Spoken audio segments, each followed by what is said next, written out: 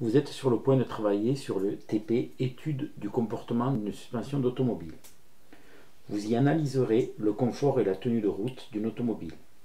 Nous vous laissons le soin de lire à la partie Notion de confort et tenue de route du paragraphe 1.1 du texte de TP.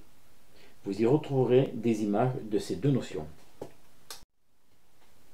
On distingue un grand nombre de suspensions. En pratique, leur utilisation dépend en grande partie de la charge à transporter et des coûts de fabrication. Le type de suspension le plus utilisé est la suspension dite pseudo-McPherson.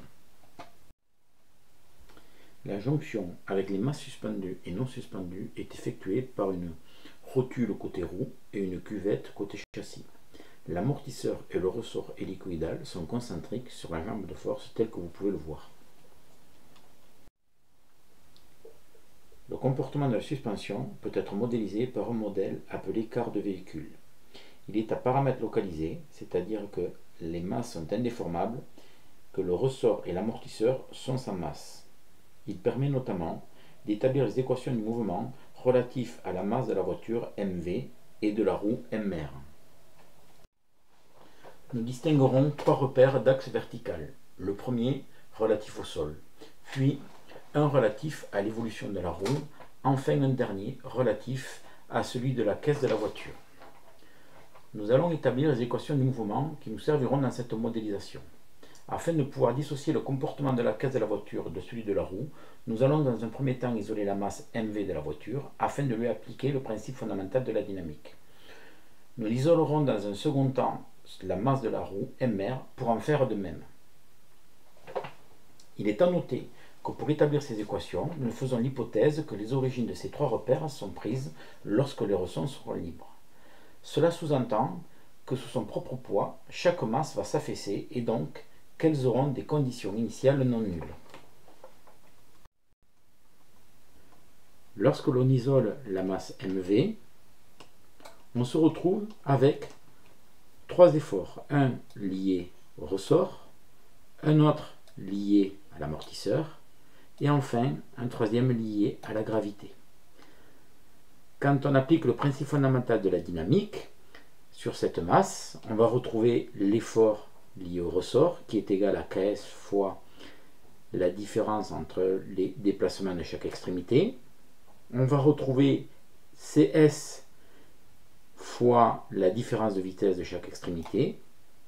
Et enfin, le poids. L'équation, évidemment, est égale à m fois gamma. Ici, l'accélération est égale à z2 point zv, puisque zv est la vitesse, et le déplacement de la masse.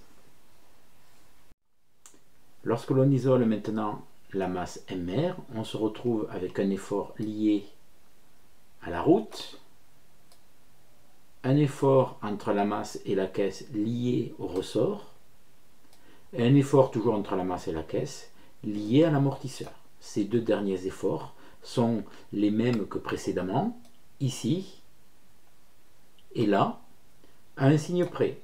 L'effort entre la roue et la route, ici, est égal à Kp fois la différence de position, Kp étant la raideur du pneu. Évidemment, la somme de tous ces efforts va être égale à la masse multipliée par l'accélération. Ici, la position de la roue est matérialisée par Zr. On aura donc Zr 2 points. Vous devez maintenant écrire ces deux équations sous Simulink. Nous vous donnons sur Moodle comme point de départ l'écriture de l'une de ces deux équations. Vous la trouverez dans le fichier modèle-suspension.mdl.